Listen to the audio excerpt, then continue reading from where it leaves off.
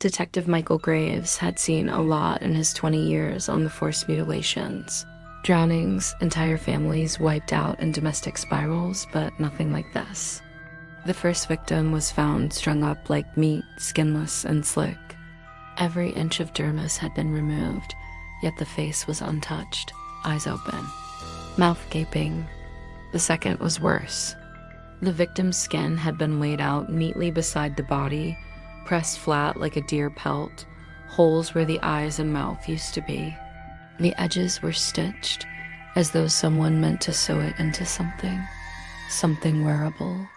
The media called the killer the skin collector, a dumb name, but it stuck.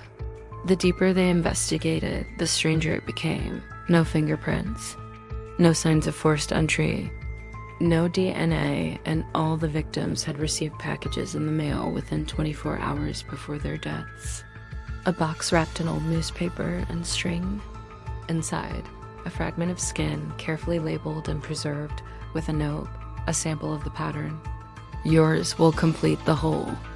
When the third body dropped a judge, flayed and posed at her desk, Graves started drinking more. His wife noticed. His hands shook at night. He started locking every door and window 3 times. Then the package came. It was sitting on the kitchen table when he came home from work. His wife, Karen, had already opened it, thinking it was something for their daughter's birthday. She hadn't screamed. She just stood there, pale and confused. Inside the box, a square of tanned, reddish skin, about the size of a postcard, stitched along the border with a thread made of black hair. The label read, right cheek, pale, freckled, excellent tone. And then a note, handwritten in clean cursive. You're next, Detective Graves. I need your shade to finish the face. He didn't sleep that night, nor the next. 3 days later, Karen was gone. No signs of forced entry. The baby was untouched, crying in the crib. But Graves knew what had happened. On the bed, where his wife had been sleeping just hours earlier, was a bundle, neatly folded, still warm, her skin, hollowed, emptied, and stitched. A mask had been nailed to the wall above it, her face, expressionless, mouth pulled into a terrible grin. Graves broke.